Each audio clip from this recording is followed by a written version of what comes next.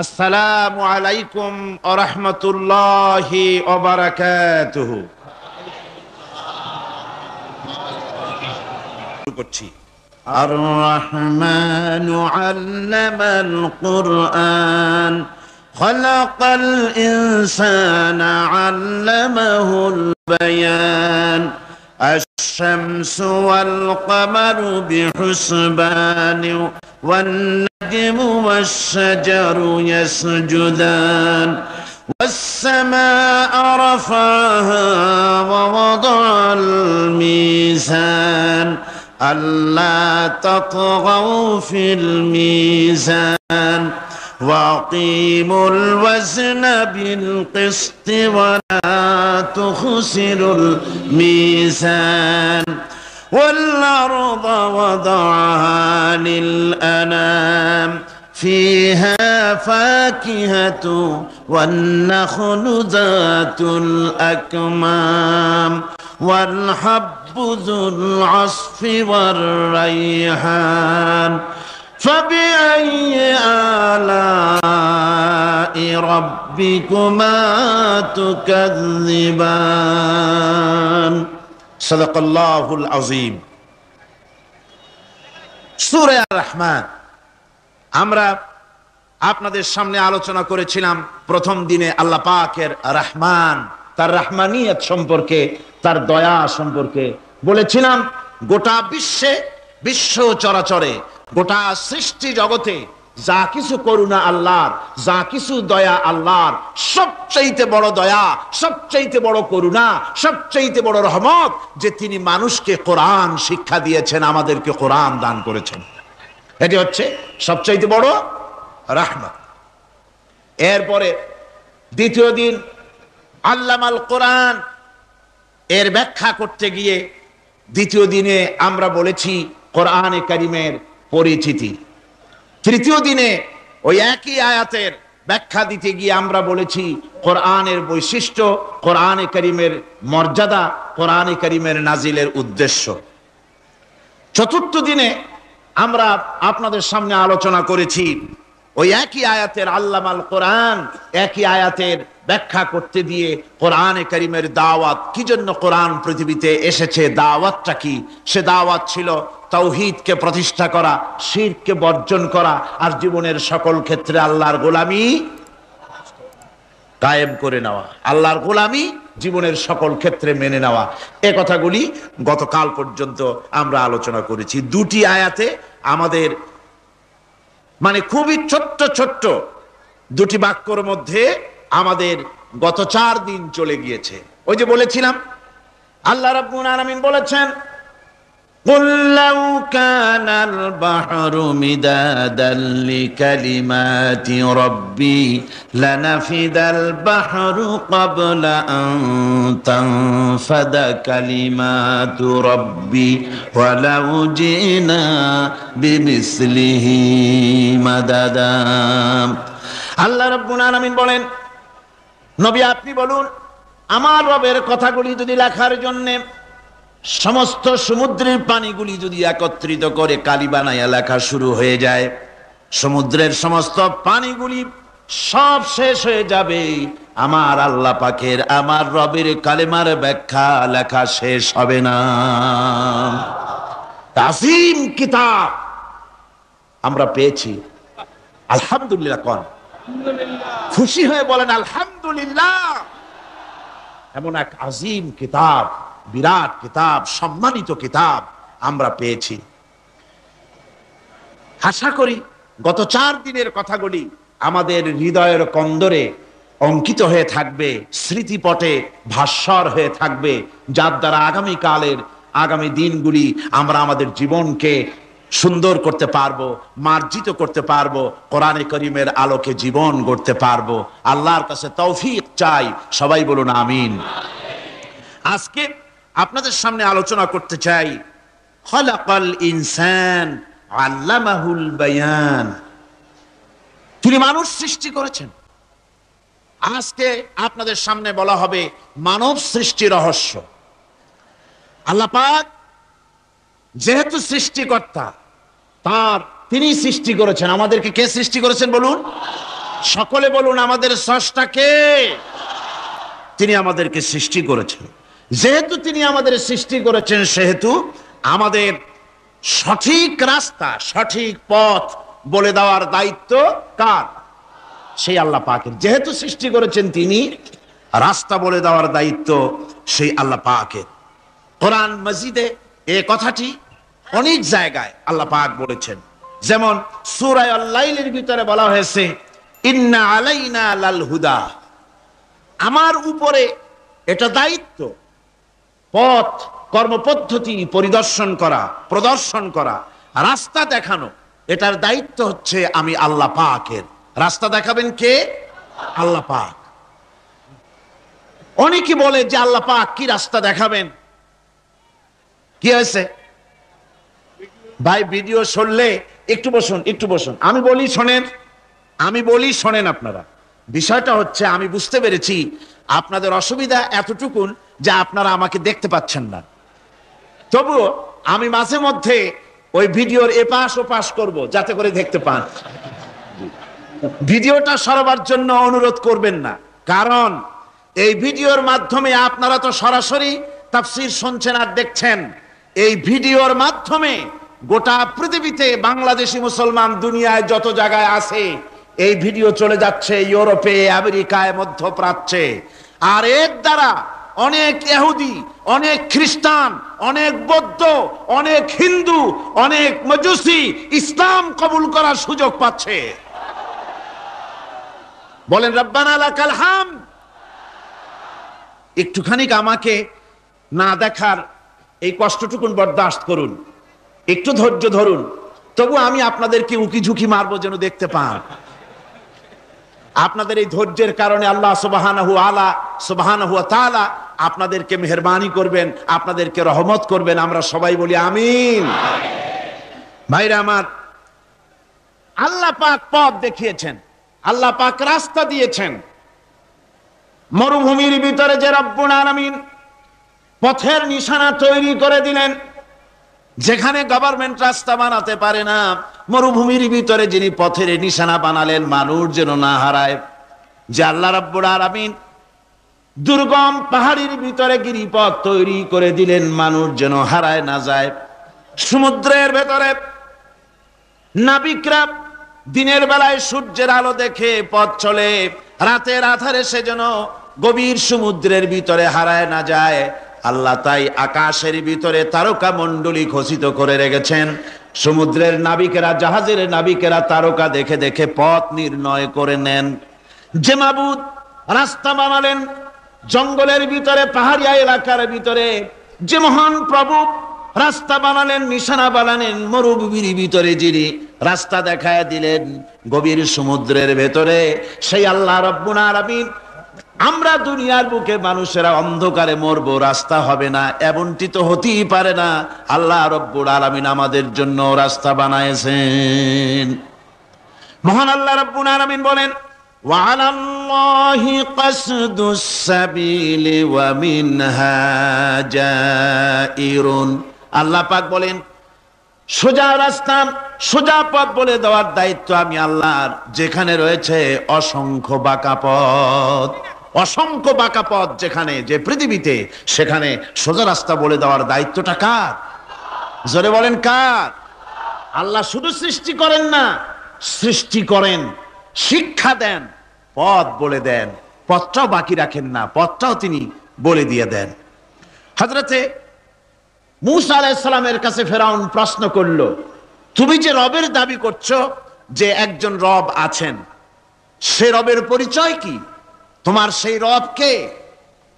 হযরতে মূসা আলাইহিস সালাম যে জবাবটা দিলেন, কি সুন্দর জবাব! এক কথার ভিতরে সমস্ত কথা সন্নিবেশিত হয়ে গেছে। ফেরাউনের প্রশ্নের জবাবে রব কে, এ কথার জবাব দেওয়া যায়, হাজার হাজার পৃষ্ঠা লেখা যায়। রবকে, তার পরিচিতি। আমি যদি এখন শুধু রব শব্দের ব্যাখ্যা করি, তাফসীর করি, রাত শেষ হয়ে যেতে পারে, ইনশাআল্লাহ ব্যাখ্যা দেওয়া যাবে।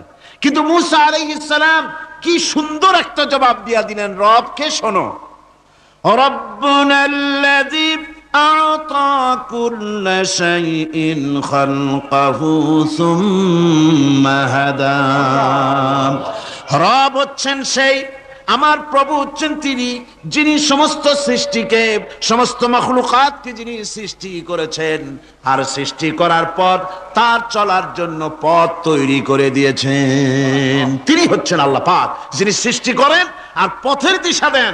তিনি হচ্ছেন আল্লাহ পাক, তিনি হচ্ছেন রব। শুধু বানান না, বানাবার পরে তার প্রয়োজনটাও মিটায় দেন। আল্লাহ পাক সেই আল্লাহ বলছেন, খালাকাল ইনসানা আল্লামাহুল বায়ান। তিনি মানুষ সৃষ্টি করেছেন।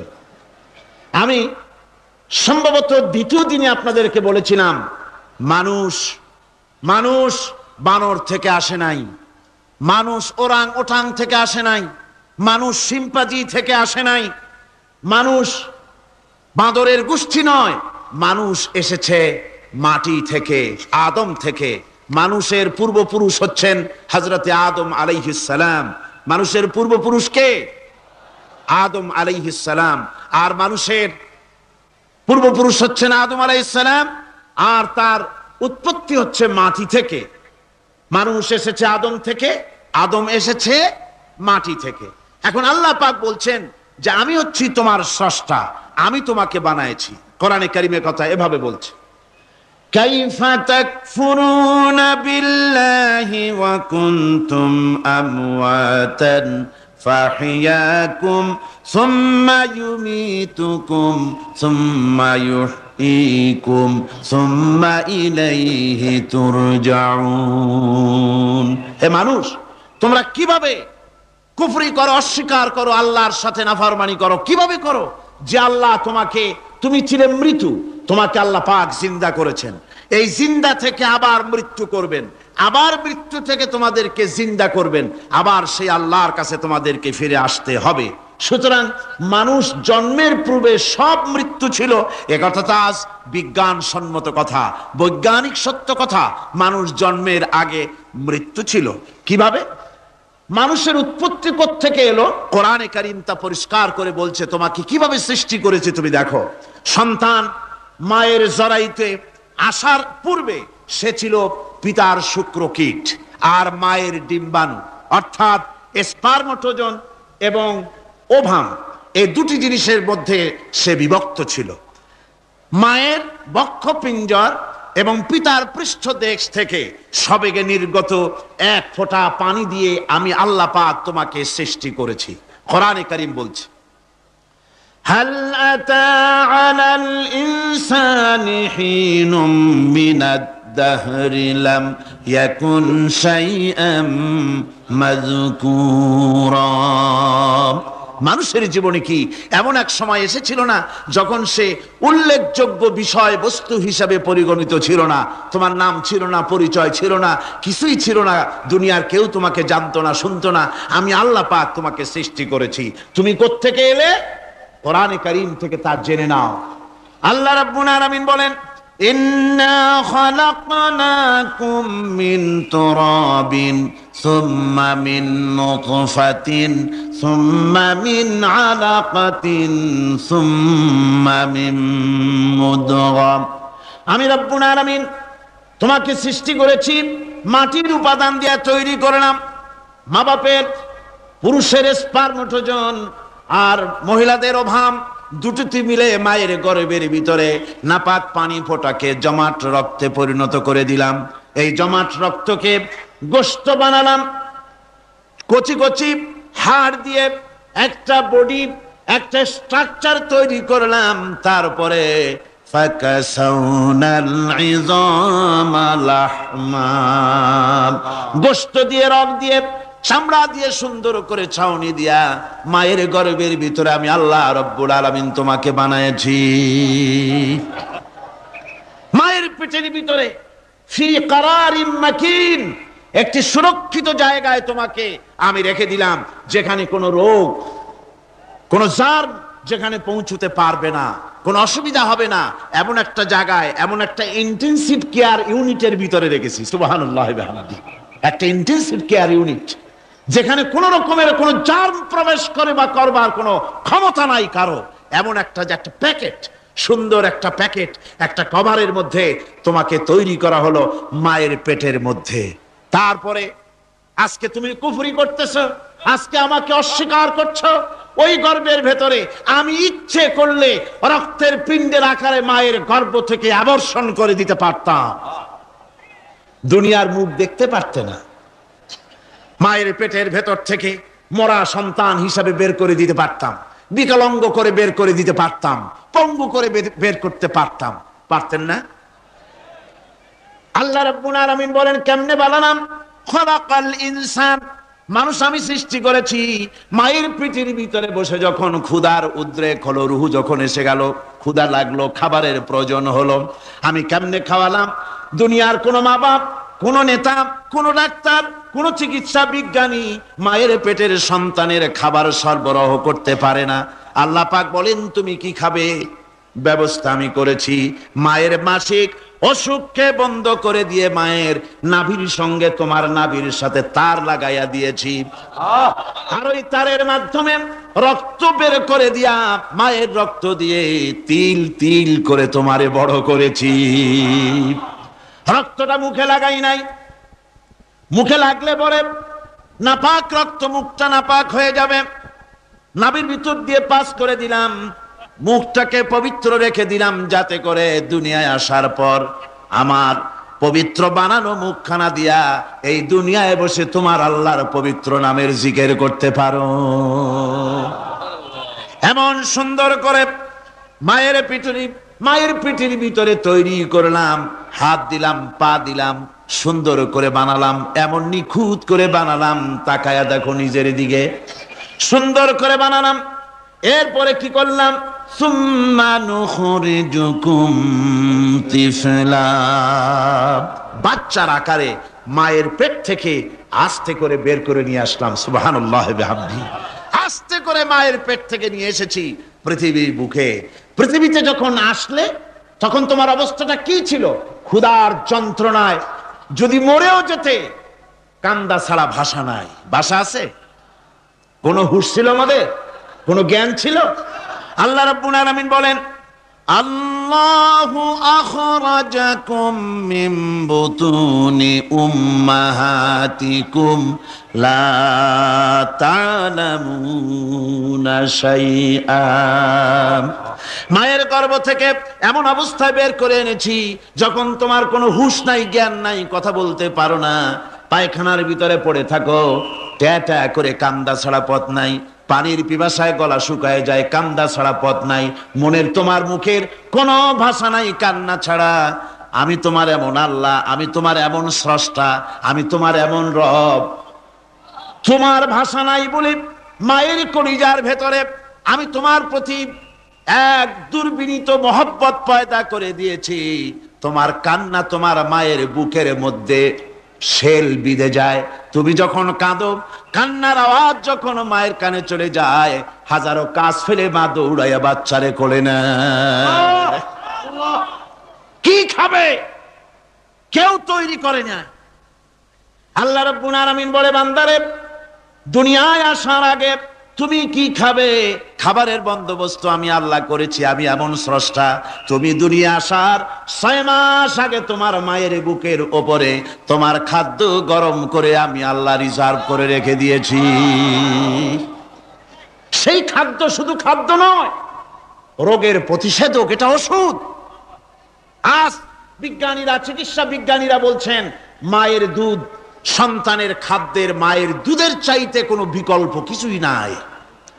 সন্তান পৃথিবীতে এলে মায়ের প্রথম দুধটা, গ্রামে গঞ্জে অশিক্ষিত এলাকায় প্রথম দুধটা ফেলে দেয়, এটাকে মনে করে এটা খারাপ, এটা খাওয়াতে নাই, তাহলে ধনুষ্টঙ্কার হবে, হাবিজাবি কথা বলে।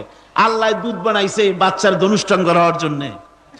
মায়ের ওই প্রথম দুধটা হচ্ছে সন্তানের জন্য সমস্ত রোগের প্রতিষেধক। সে ছিল পেটের ভিতরে একটা কাভারের মধ্যে, ওখানে কোনো জার্ম ছিল না, কোন রোগ জীবাণু ছিল না।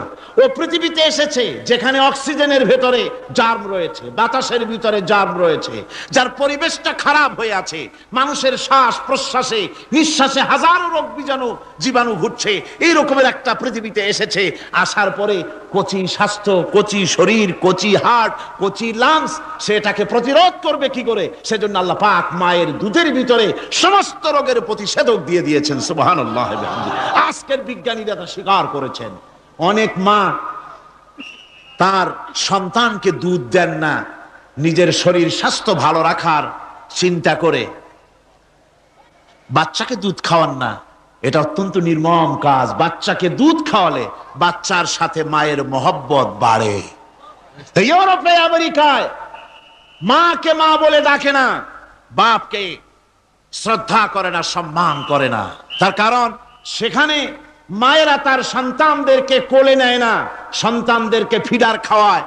আর আমি নিজের চোখে দেখেছি মায়েরা ইউরোপে, আমেরিকায় যখন শপিং এ আসে, তখন রাস্তায় যখন আসে, তখন ওই পুশ চেয়ার গুলিতে বাচ্চাকে শোয়াইয়া বাচ্চা এভাবে পুশ চেয়ারে করে ঠেলে নিয়ে যায়, আর কুত্তার বাচ্চাগুলি কোলে করে ঘুরে বেড়ায়। কুত্তার বাচ্চা কোলে নেয়, নিজের বাচ্চা পুশ চেয়ারে করে ঠেলে। সেই জন্য মায়ের প্রতি সন্তানের মহব্বত হয় না, সন্তানেরও মায়ের প্রতি কোনো শ্রদ্ধা জাগে না। আল্লাহর কি ব্যবস্থা! মায়ের কলিজার মধ্যে মহব্বত পয়দা করে দিয়েছেন আল্লাহ পাক। মায়ের বুকের দুধের ভিতরে আল্লাহ রাব্বুল আলামিন, আল্লাহ পাক বলছেন, আমি মানুষ সৃষ্টি করেছি আর তার সমস্ত প্রয়োজন মিটিয়েছি, তার খাবারের সব প্রয়োজন মিটিয়ে দিয়েছি। দুধটাকে ঘন করি নাই হজম করতে পারবে না বলে, ওই দুধটা সামান্য পাতলা করে দিয়েছি, ওর ভিতরে সামান্য মিষ্টি দিয়েছি। দুধের বোটার ভিতরে একটা ছিদ্র দিলে, চোষা মারলে পরে অনেকগুলি দুধ বেরিয়ে এসে গলাটা আটকে যেত, তোমার কচি কণ্ঠ গলা আটকে যেত, শ্বাস করতে পারতে না।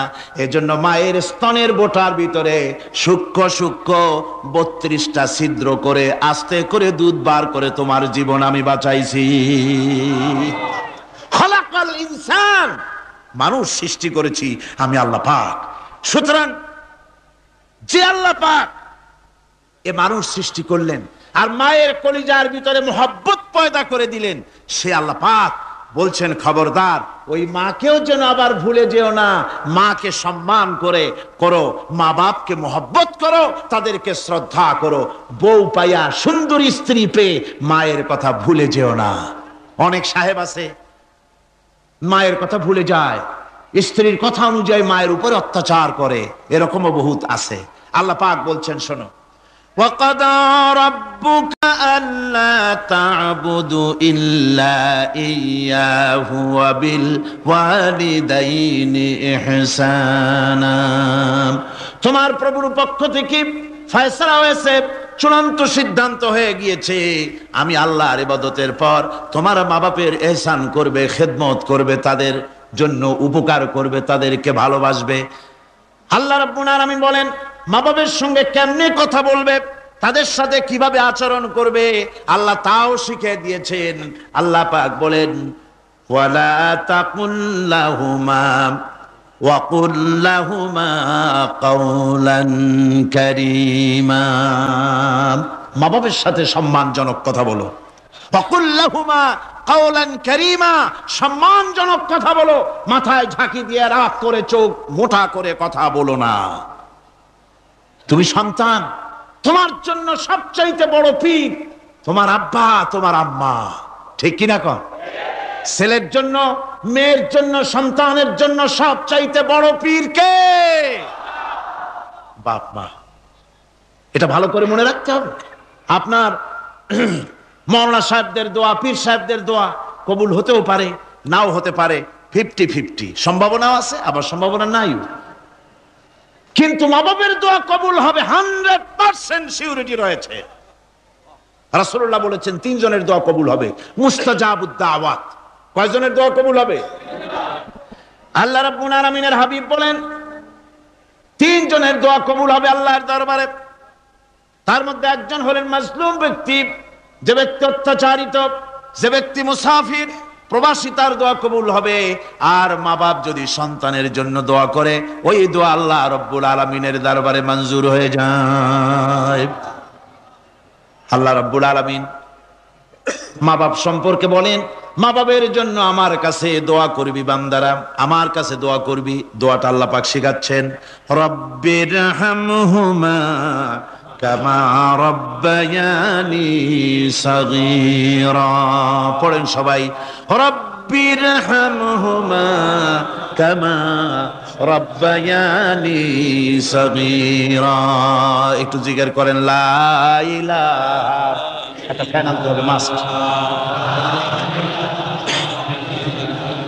লা ইলাহা ইল্লাল্লাহ, লা ইলাহা ইল্লাল্লাহ, লা ইলাহা ইল্লাল্লাহ, লা ইলাহা ইল্লাল্লাহ মুহাম্মাদুর রাসূলুল্লাহ। আমার ভাইরা, আল্লাহ পাক শিখাচ্ছেন, বান্দা তোর মা বাপের জন্য আমার কাছে দোয়া কর। আয় আল্লাহ, আয় রব, আয় আমার প্রভু, আমার মা বাপ যেমন ছোটবেলায় আমাকে স্নেহের কোলে লালন পালন করেছে, আয় আমার আল্লাহ তুমি আমার মা বাপকে তোমার রহমতের কোলে লালন পালন করো। আল্লাহ শিখাই দিয়েছেন। আমার ভাইরা, প্রত্যেক নামাজের পরে এই দোয়াটা ভুলে যাবেন না। ভুলে যাবেন? ভুলে যাবেন? আমার ভাইরা, আমার বোনেরা, সবাই প্রত্যেক নামাজের পরে পড়বেন, রব্বির হামহুমা কামা রব্বায়ানি সাগীরা। এই দোয়া করতে কেউ ভুলে যাবেন না। আল্লাহ রাব্বুল আলামিন বলে, বান্দারে, ওয়া ওয়াসাইনাল ইনসানা বিওয়ালিদাইহি ইহসানা হামালাতুহু উম্মুহু কুরহা ওয়া ওয়াদাতুহু কুরহা। আল্লাহ পাক বলেন, আমি পৃথিবীর সমস্ত মানব মণ্ডলীকে উপদেশ দিয়েছি, মা বাপকে সম্মান করো, শ্রদ্ধা করো, তাদের উপকার করো। তার কারণ হলো, তোমার মা তোমাকে গর্ভে ধারণ করেছে অত্যন্ত কষ্টের সাথে। আল্লাহ বলতেছেন, মা তোমাকে গর্ভ ধারণ করেছে অত্যন্ত কষ্টের সাথে, এরপরে তোমাকে ডেলিভারি করেছেন অত্যন্ত কষ্টের সাথে, তোমাকে ডেলিভারি করেছেন। আমার ভাইয়েরা, জনাব অধ্যাপক মফিজুর রহমান সাহেব আমাকে বলছেন যে মাহফিলের চতুর্দিকে তার কাছে, ওনাদের কাছে রিপোর্ট এসেছে, এক শ্বাসরুদ্ধকর পরিবেশ সৃষ্টি হয়ে গিয়েছে। মহিলাদের ভেতরে 3 জন নাকি সেন্সলেস হয়ে পড়েছেন, এত প্রচন্ড ভিড় হয়েছে সেখানে। আমি আপনারা দোয়া করুন, আল্লাহ যেন এই মাহফিলকে সুন্দর রূপে পরিচালিত করে দেন, রহমতের হাওয়া যেন বহায় দেন। জোরে কোন আমিন, আরো জোরে কোন আমিন। আমি দেখতে পাচ্ছি আপনারা ঠাসাঠাসি করে বসেছেন, তারপরেও আল্লাহ পাক কোরআন শরীফে বলেছেন, তোমরা যদি অপর ভাইকে একটু জায়গা করে দাও, নিজের জায়গা কম করে, আল্লাহ বেহেশতের মধ্যে তোমার জায়গা বাড়াই দিবেন। আল্লাহ পাক কোরআন শরীফে বলেছেন। আমি সমস্ত মুসলমান, একজনও দাঁড়াবেন না, এক বান্দাও দাঁড়াবেন না। বসা অবস্থায় আপনারা সামনের দিকে চেপে আসেন। এই মঞ্চের দিকে বসা অবস্থায় সমস্ত মানুষ নড়ে চড়ে বসেন, হরকতে বরকত হবে, নড়ে চড়ে বসেন। আর এই ফাঁকে দাঁড়াবেন না, খবরদার। বসা অবস্থায় মঞ্চের দিকে চেপে আসেন আর জোরে সোরে মহব্বতের সাথে জিকির করেন, লা ইলাহা ইল্লাল্লাহ। গভীর রাত্রে মানুষ সব ঘুমায় যায়, গর্ভবতী মা ঘুমাতে পারে না, সন্তান পেটের ভিতরে, হাঁটু দিয়া গুতা মেরেছে, পা দিয়া লাথি মেরেছে। মা চরম শীতের রাত্রে, প্রচন্ড শীতের রাতে গায়ের লেপটা সরায় দিয়া মা একবার দাঁড়ায় আর একবার বসে, একবার দেওয়ালের সাথে হেলান দিয়া দাঁড়ায়, কষ্ট করে রাতটারে কাটায় দেয়। আবার সারাদিন সংসারের জন্য কাজ করেছেন, রান্না বান্না করেছেন মা, সকলকে খাওয়াইয়া মা শেষের দিকে খেতে গেছেন।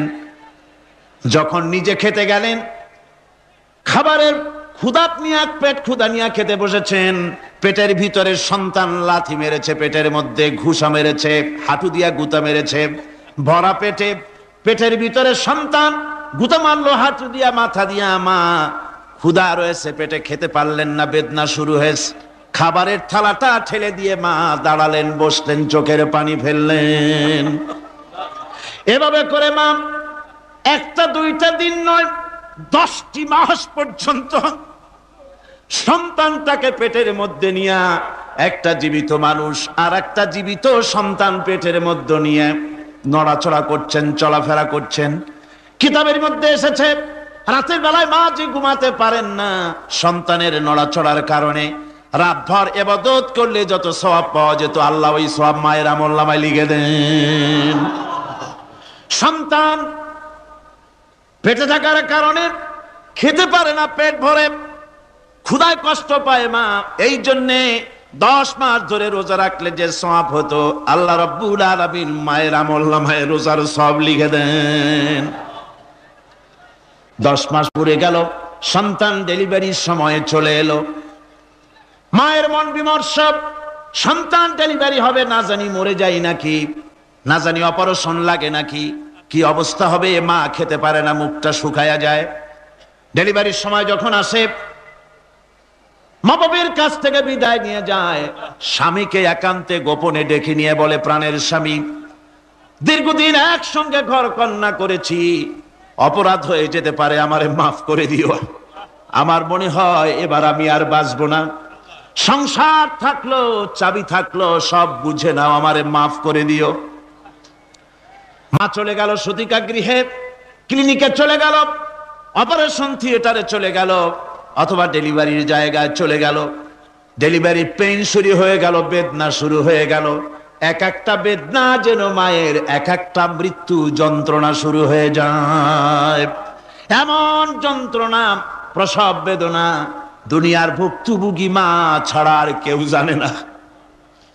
এই চরম বেদনার ভেতর দিয়ে, চরম কষ্টের ভিতরে মা যখন একটা বাচ্চা প্রসব করলো, জিহাদের ময়দানের মতো মা রক্তাক্ত হয়ে গেলেন, সন্তান দুনিয়ায় এলো। মা তখন অস্থির থাকেন।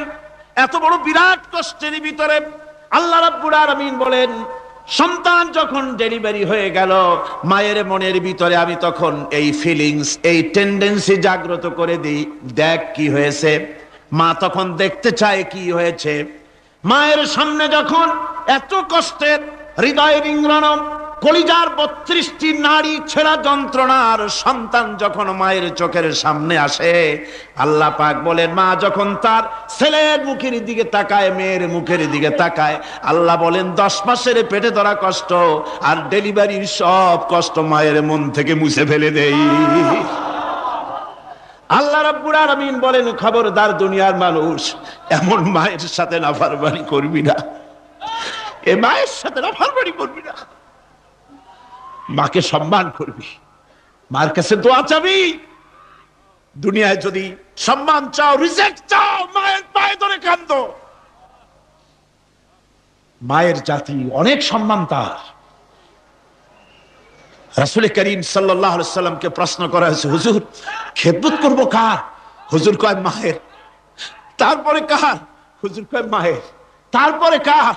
হুজুর বলেন মায়ের। তারপরে কার? তোমার পিতার। 3 গুণ, তোর মায়ের মর্যাদা 3 গুণ বেশি, তোর বাপের চাইতে মর্যাদা বেশি। সুবহানাল্লাহ পড়েন। আর আজকে ইসলামের শত্রুরা তারা বলে যে ইসলাম নারীর অধিকার আদায় করে নাই। নারীর অধিকার ইসলাম দেয় নাই তো কে দিয়েছে? আমার বন্ধুগণ, বিশ্ব নবী জনাব মুহাম্মদ রাসূলুল্লাহ সাল্লাল্লাহু আলাইহি ওয়াসাল্লাম মসজিদে নববীর ভিতরে বসে আছেন। এক বৃদ্ধা মহিলা মসজিদের মধ্যে প্রবেশ করলেন। হুজুর বৃদ্ধাকে দেখে দাঁড়ায় গেলেন, বিশ্ব নবী বুড়ি মেয়ে লোককে দেখে দাঁড়ায় গেলেন। আল্লাহর নবী বুড়িকে দেখে দাঁড়ালেন। বুড়ি যখন কাছে এলেন, আল্লাহর নবী নিজের গায়ের চাদর বুড়ির জন্য বিছায়া দিলেন। বুড়ি বসলেন। এরপরে কথাবার্তা সারার পর বুড়ি যখন বিদায় হবেন, হুজুর আবার দাঁড়ালেন। বুড়ি মহিলা চলে গেলেন। সাহাবায়ে কেরাম বলেন, ইয়া রাসূলুল্লাহ, কিছুই বুঝলাম না, একজন বৃদ্ধা মহিলার জন্য বিশ্ব নবী দাঁড়ান আর গায়ের চাদর বিছান, আমরা বড় আশ্চর্য হয়ে গেলাম। নবীজি বলেন, ও আমার সাহাবীরা, তোমরা জানো না, এই মহিলা কি চিনতে পারো নাই? আমি আমার মায়ের দুধ আমার জীবনে কিসমতে তেমন হয় নাই। আমি আমার মায়ের দুধ তেমন কিসমতে পাই নাই। যার বুকে দুধ খেয়ে, যার কোলে কাখে চড়ে আমি বড় হয়েছি, আমার সেই দুধ মা, ইনি হযরতে হালিমাতুস সাদিয়া। আমার সেই দুধ মা। রাসূলুল্লাহ নিজে সম্মান দিয়েছেন মায়ের। খবরদার মাকে অসম্মান করবেন না, মাকে সম্মান করবেন, মাকে শ্রদ্ধা করবেন। আমার বন্ধুগণ, আলেম ওলামা পীর বুজুর্গদের জন্য হাদিয়া তো দেন, আপনারা কোনো নিষেধ নাই, দেন। হাদিয়া দেওয়াও সুন্নত, নেওয়াও সুন্নত, দিবেন, আমি কোনো নিষেধ করি না। কিন্তু আমি বলতে চাই, পীর বুজুর্গদের কাছে, আলেম ওলামাদের কাছে হাদিয়া দিয়া আল্লাহরে যত না খুশি করতে পারবেন, এই ডালিম বেদানার মৌসুমে বেদানা একটা ভেঙে নিজ হাতে যদি মায়ের মুখে তুলে দেন, আল্লাহর আরশ খুশি হয়ে যাবে, আল্লাহর আরশ আজিম খুশি হয়ে যাবে, আল্লাহ পাক খুশি হয়ে যাবেন। মায়ের খাওয়াও, বাপকে খাওয়াও, তোমার সবচেয়ে বড় পীর তিনি। সুবহানাল্লাহ পড়ো, সুবহানাল্লাহ। মা বাপ যদি একটু দোয়া করে দেয়, তোমার জিন্দেগির কাম শেষ। একটু বদদোয়া করলে জাহান্নামে যাবা। কোন পীর সাহেব বদদোয়া করলে জাহান্নামে যাবে এমন কথা নাই। কোন মাওলানা বদদোয়া করলে দোজখে যাবে এমন কথা নাই। রাসূল বলেছেন, হুমা জান্নাতুকা ওয়া নারুকা। মা বাপ তোমার বেহেশত, মা বাপ তোমার জাহান্নাম। মা বাপ যদি অসন্তুষ্ট হয় দোজখে যাবি, আর মা বাপ যদি খুশি আল্লাহর জান্নাতে চলে যাবি। সুবহানাল্লাহ, সুবহানাল্লাহ, সুবহানাল্লাহ। মায়ের পায়ের তলে তোর বেহেশত। আমরা পুরুষ, আমাদের গত বছরও বলেছি, আমরা পুরুষ, আমাদের পায়ের তলে জুতা। আমাদের পায়ের তলে কি? শুধু জুতা। আর আমার মা, আমার মায়ের জাতি যারা এই প্যান্ডেলে বসে আছেন, আমার মায়েরা, বোনেরা, মায়ের জাতি যারা পৃথিবীতে, মায়ের জাতির পায়ের তলে আল্লাহর বেহেশত। সুবহানাল্লাহ। নারীর মর্যাদা ইসলাম দেয় নাই, কে দিয়েছে? আল্লাহ দিয়েছেন, আল্লাহর রাসূল দিয়েছেন। আমার বন্ধুগণ, হযরত বাইজিদ বুস্তামি, ছোট্ট বাচ্চা ছেলে, গভীর রাত্রে মা অসুস্থ, পানির পিপাসায় জেগে উঠেছেন। বাবারে, পিপাসায় শেষ হয়ে গেলাম, পানি দাও। ছেলে ঘরের ভিতরে পানি না পেয়ে বাইরে দৌড়াদৌড়ি করলেন। অনেক দূর থেকে পানি নিয়ে এসে দেখেন মা ঘুমায় গেছেন। পানি নিয়ে দাঁড়ানো, পৌষ মাস, মাঘ মাসের শীতের রাত, ফজরের সময় মায়ের ঘুম ভেঙে গেল। তাকিয়ে দেখেন বাইজিদ দাঁড়ানো, হাতে পানি থরথর করে কাঁপছে। জিজ্ঞাসা করে, বাইজিদ তুমি দাঁড়ানো কেন? ছোট্ট বাচ্চা বলে, মা পানি চেয়েছিলে তুমি গভীর রাত্রে, পানি ঘরে ছিল না, অনেক দূর থেকে আনতে হয়েছে। মা বলছে, ঘুমাও নাই কেন গ্লাস থুইয়া? বাচ্চা বলে, ঘুমাই নাই। তুমি যদি আবার পানি চাও, সময় মতো যদি দিতে না পারি, মা তোমার কষ্ট হবে। এই জন্য ফজর পর্যন্ত আমি দাঁড়ায় আছি, কখন তুমি পানি চাও। মা হাতের থেকে পানি নিয়ে পান করলেন। বাইজিদকে বিছানার উপরে আরাম করে কম্বল দিয়ে ঘুম পড়াইয়া দিলেন। হযরত বাইজিদের মা উযু করে ফজরের নামাজ পড়ে সিজদায় চলে গেলেন। চিৎকার মেরে কেঁদে বলেন, আমার রব, আমার আল্লাহ, আমি আমার বাইজিদের মা, আমি মা হয়ে বাইজিদের জন্য দোয়া করি। বাইজিদ আমার জন্য আজকে যা করেছে, আমি মা, আমার কলিজা ঠান্ডা হয়ে গেছে। আয় আল্লাহ, আমি বাইজিদের জন্য দোয়া করি, তুমি তাকে সুলতানুল আরিফিন বানাইয়া দিও। মঞ্জুর হয়ে গেল আল্লাহ পাকের কাছে দোয়া। আমার ভাইরা, আল্লাহ পাক বলছেন, খবরদার, আমার ইবাদতের পরে মা বাপ। আল্লাহর ইবাদতের পরে কারা? মা বাপ। মা বাপকে সম্মান করো, শ্রদ্ধা করো, মোহাব্বত করো, কিসমত খুলে যাবে, কিসমত খুলে যাবে। মা বাপকে সম্মান করো। হযরত আবু হুরায়রা রাদিয়াল্লাহু তাআলা আনহু রাসূলের সামনে এসে কাঁদতেছেন। হুজুর বলছেন, আবু হুরায়রা কাঁদো কেন? কাঁদো কেন? রাতের বেলা কাঁদো কেন? হযরত আবু হুরায়রা বলছেন, হুজুর আমাকে মা মেরেছেন। হুজুর বলছেন, মা মারলো কেন? কোন অপরাধ করেছো? কোন গোস্তাখি করেছো? আবু হুরায়রা বলছেন, না হুজুর, কোন গোস্তাখি করি নাই, তবে মারলো কেন? হযরত আবু হুরায়রা বলছেন, হুজুর আমি আপনার দরবার থেকে ফিরতে রাত হয়ে গিয়েছিল। মা জিজ্ঞেস করলেন, আবু হুরায়রা এত রাত্রে কোথায় ছিলি? বললাম, আমি ছিলাম যে কদম চুমতে পারলে দুনিয়া ধন্য হয়, সেই দরবারে নববীর কদম মোবারক থেকে আসতে আমার দেরি হয়েছে। আমার মা মুশরিকা, আপনার নাম শুনে তার গায়ে আগুন জ্বলে উঠলো, আমাকে ধরে মারা আরম্ভ করলো। বলল, হয় আমার বাড়ি ছাড়বি, আর না হয় মুহাম্মদ সাল্লাল্লাহু আলাইহি ওয়াসাল্লামের দরবার ছাড়বি। আমি বললাম, আমার মা তুমি বুড়ি মানুষ, তোমার গায়ে যত শক্তি আছে সমস্ত শক্তি দিয়ে আমারে পিটাও, আমারে মারো, মারতে মারতে আমাকে বাড়ি থেকে তুমি বের করে দাও। তোমার বাড়ি শুদ্ধ তাম দুনিয়া ছেড়ে দিতে পারি, আল্লাহর নবীর কদম মোবারক ছেড়ে দিতে পারি না। হুজুর, আমার মা আমাকে গলা ধাক্কা দিয়ে বের করে দিয়েছেন। হুজুর বলছেন, আবু হুরায়রা, তোমার মা তোমাকে মেরেছে, তুমি আমার কাছে নালিশ করছো? আমার তো এখানে ইন্টারফেয়ার করার কিছুই নেই। সুবহানাল্লাহ, সুবহানাল্লাহ। মা তোমাকে মেরেছে, এখানে আমার করার কিচ্ছু নাই। বিশ্ব নবী বলছেন, এত বড় পাওয়ারফুল নবী, লেজিসলেটিভ পাওয়ার, সারে আল্লাহ তাকে বানিয়েছেন শরীয়ত প্রণেতা। কোরআন শরীফ, কোরআন শরীফে শুধু হালাল ও হারামের,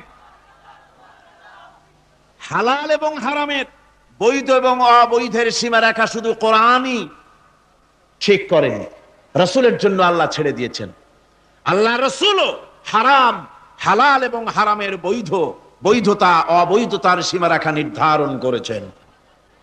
এত বড় ক্ষমতা তার, এত বড় পাওয়ারফুল বিশ্বনবী, তিনি বলছেন মা মেরেছে, আমার করার কিছু নাই।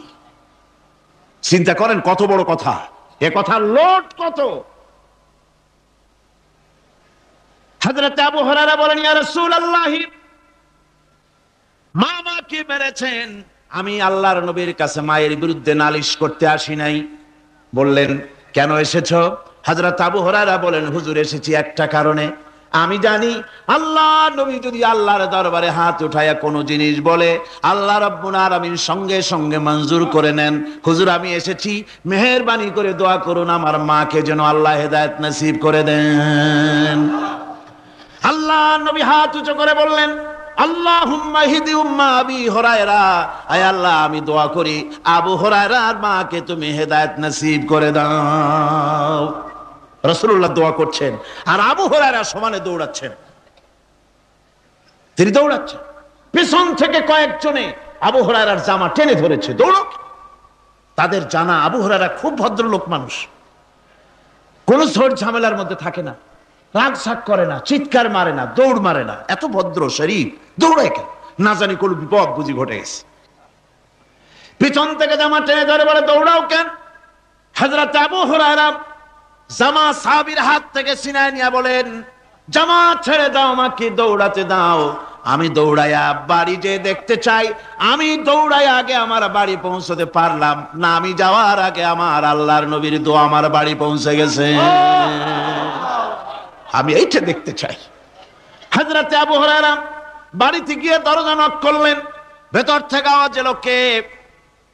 হযরত আবু হুরায়রা বলেন, মা, আমি তোমার আবু হুরায়রা ফিরে এসেছি। মা বলছেন, বাবা অপেক্ষা করো, দরজা খুলতেছি। হযরত আবু হুরায়রা বলেন, মায়ের গলার আওয়াজের ভিতরে শিরকিয়াতের কর্কশতা পেলাম না, মায়ের গলার আওয়াজের ভিতরে তাওহীদের গন্ধ পেলাম। আমার মনে হলো নবীর নিক্ষিপ্ত তীর তার নিশানায় পৌঁছে গেছে। কিছুক্ষণ পর মা আমার বেরিয়ে এলেন, মাথা থেকে, চুলের থেকে, বুড়ি মানুষ, সাদা চুলের ভিতর থেকে পানি পড়তেছে। মা বলল, বাবারে, তোমারে মারার পর আমি বড় অনুতপ্ত হয়েছি, অনুশোচনা করেছি, আমি গোসল করেছি, মনে মনে ভাবলাম আমার ছেলে তো কোনো খারাপ জায়গায় যায় নাই, কেন তারে মারলাম? আমি বড় লজ্জায় পড়েছি তোমারে মেরে। ও আমার আবু হুরায়রা, আমি গোসল করেছি, পবিত্র হয়ে গেছি, জলদি করে আমাকে নিয়ে চলো বিশ্ব নবী জনাবে মুহাম্মদুর রাসূলুল্লাহর দরবারে। হযরত আবু হুরায়রার মা ঘোষণা করলেন, আশহাদু আল্লা ইলাহা ইল্লাল্লাহু ওয়াহদাহু লা শারীকা লাহু ওয়া আশহাদু আন্না মুহাম্মাদান আবদুহু ওয়া রাসূলুহু। আমার ভাইরা, মা বাপ সবচেয়ে সম্মানের জিনিস। আল্লাহর ইবাদতের পরই মা বাপের খেদমত করতে হবে। আল্লাহ পাক বলছেন, বান্দারে দেখ, মায়ের পেট থেকে আনলাম, মায়ের বুকের মধ্যে মহব্বত পয়দা করলাম, এত মহব্বত দিলাম তোর উপরে, যে কোনো বিদেশে যান, যেখানে যান, বাড়িতে ফিরলে পরে সকলে, ছেলে মেয়ে ভাই বোন সবাই দেখবে সুটকেসে আমার জন্য আনছে কি, সবাই চিন্তা করবে আমার জন্য কি এনেছে। একমাত্র মা সন্তানের মুখের দিকে তাকাবে কখন খাইছে সে। সুবহানাল্লাহ, সুবহানাল্লাহ। আমার বাসার মুখখানা শুকনা, তুই বুঝি আজকে কিছু খাইস নাই। বিদেশে যেসব সন্তান থাকে, মা কাটা কবুতরের মতো ছটফট করে। আমার ছোটবেলার কথা আমি দেখেছি সরসিলা মাদ্রাসা পড়তাম, আব্বা টাকা দিতেন মাদ্রাসায় যাওয়ার সময়, আবার মা আবার মুরগির ডিম বিক্রি করা, বিভিন্ন জিনিস বিক্রি করা বা বাজার করা পয়সা, উদ্বৃত্ত কিছু পয়সা আব্বার অজান্তে আমার হাতের মুঠার মধ্যে দিয়ে দিতেন। যখন মাদ্রাসার দিকে রওনা হয়েছি, পর্দার আড়াল থেকে দরজা থেকে দেখতাম, যতক্ষণ তাকায় দেখতেছি চোখ থেকে পানি দরদর করে পড়তেছে। সুবহানাল্লাহ, মা কি জিনিস! আল্লাহ আল্লাহ আল্লাহ। বিদেশে যদি কারো সন্তান মারা যায়, সবার জানার আগে কবি বলতেছেন, বিদেশে বিরাজ্যে যার পুত্র মারা যায়, পশু পক্ষী না জানিতে আগে জানে মা। মায়ের কলিজার তারে টান লেগে যায়, মা বুঝতে পারে আমার সন্তানটা নাই। আহারে মা!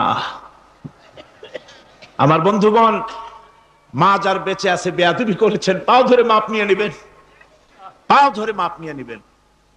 মা তো পাও ধরে দেখবেন মাফ করে দিবে। সুবহানাল্লাহ, সুবহানাল্লাহ। কত দরদ তার বুকের মধ্যে। আর মা বাপকে সম্মান করবে। যাক, এই বিষয়ের উপরে আমি আর যেতে চাই না।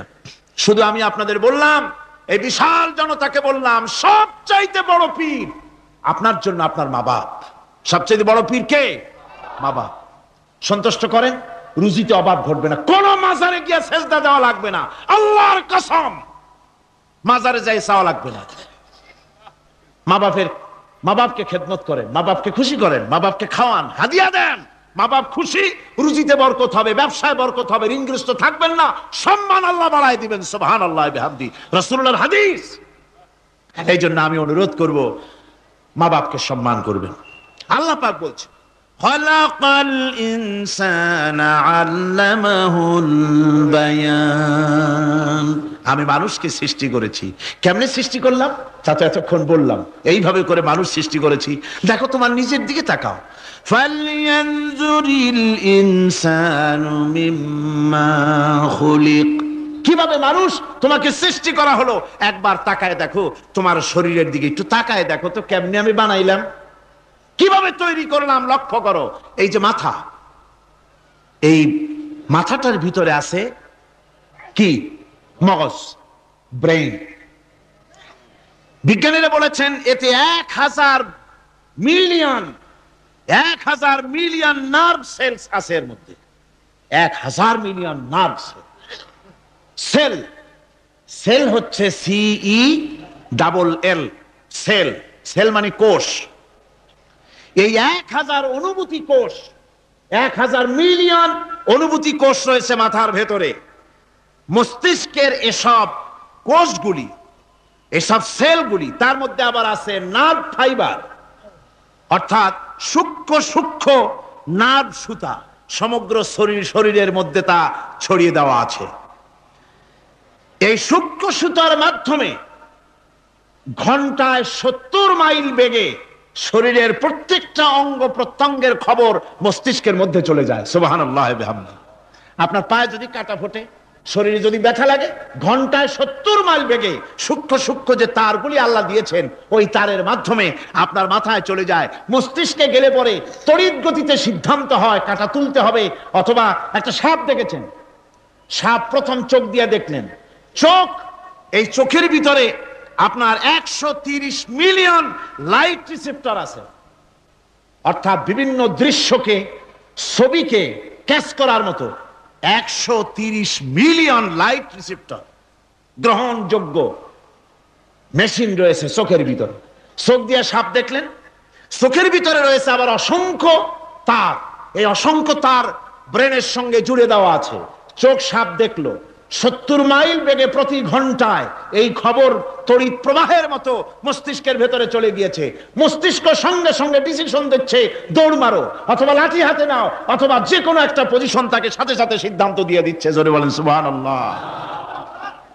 এই অনুভূতি শক্তি যদি আল্লাহ পাক না দিতেন মানুষের শরীরে, পায়ের মধ্যে পাথর ঢুকলে, কাঁটা তো কাঁটা, পাথর ঢুকলেও টের পাইতাম না।